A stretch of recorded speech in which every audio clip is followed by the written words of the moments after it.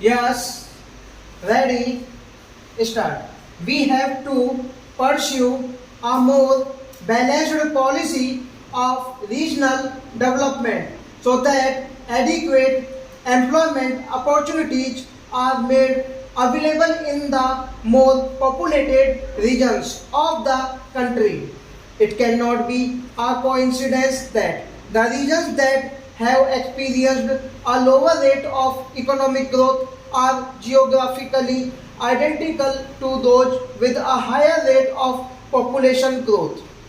While analysts can debate whether it is developed that enables the demographic transition or the other way round, policy makers must deal with the reality of this imbalance.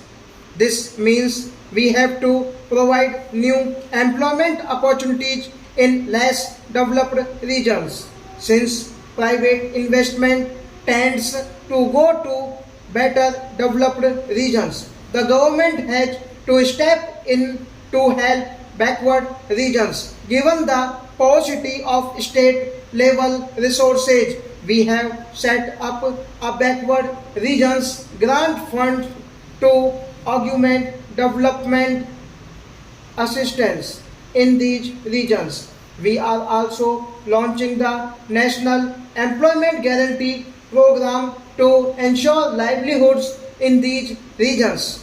Not only will these measures enhance employment opportunities and incomes and hence have an effect on demographic trends, but they will also ensure a higher participation of women in our workforce. It is an accepted fact that increased participation of women in the workforce will ensure an earlier demographic transition, while the three-pronged approach of focused attention on women and girls, a general enhancement of educational and health levels and balanced regional development must be the core of any population stabilization strategy. I would also like to draw attention to some aspects of our health programs.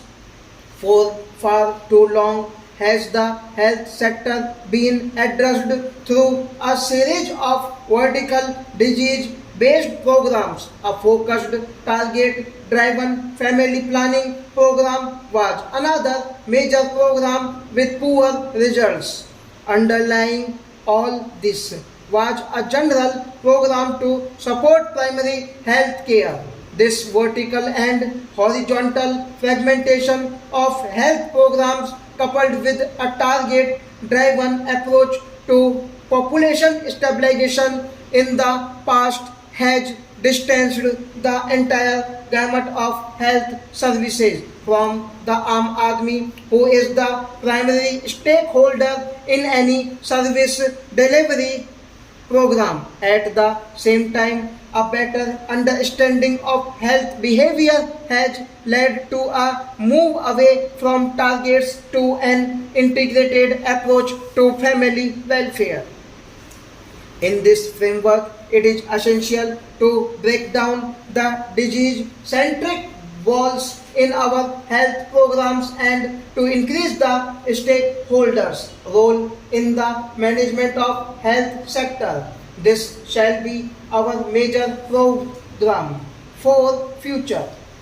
Our government has launched the National Rural Health Mission to facilitate this holistic, participatory, decentralized approach to our pupils' health care. The mission, which will function on the basis of a decentralized district plan for health care, will ensure stakeholder participation, enhanced investments, and proper prioritization. It will provide accessible, affordable, accountable, effective, and reliable primary health care to the poor and vulnerable sections of the population so as to achieve the goals of national population policy and national health policy. The reproductive and child health program will be integrated into the mission and become subsumed in it. I hope that this mission does for our healthcare sector what the Sarva Shiksha Abhiyan is doing for our education sector. Our government is committed to increase the resources committed to primary health care so that there is substantial improvement in all demographic and health indicators over the next 5 years. Some of our states have demonstrated that this is possible, and we will certainly ensure that all other states achieve similar results. The National Population Policy affirms the commitment of the government towards voluntary and informed choice to citizens availing of reproductive health care services. The policy also reaffirms our commitment to a target-free approach in administrating family planning services. I would like to make it clear that our policy does not encourage incentives and disincentives as they have at best only a marginal impact and sometimes may even cause resentment and non-acceptance of the program. I sincerely believe that coercion of any kind to achieve population stabilization is unacceptable in a free society. Our government's approach places fertility reduction in the broader context of evolving an effective development strategy that focuses its attention on elimination of poverty, empowerment of women, and offers choice in limiting family size. Population stabilization is our one aspect of population policy. I do urge you to pay equal attention to the challenge of building capabilities of our people. No civilized society can regard any human being as a burden or liability. Every one of us has a right to live a decent life. The challenge of population management is to empower people so that those who are perceived as liabilities can be effectively transformed into assets.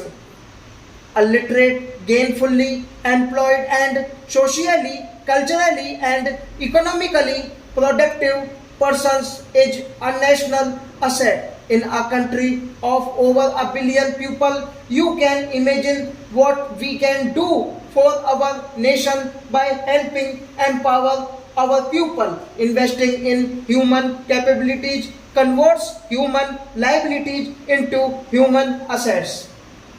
Therefore, even as our population policy focuses on population stabilization, it must also focus on alerting the skill profile of our population in future stock.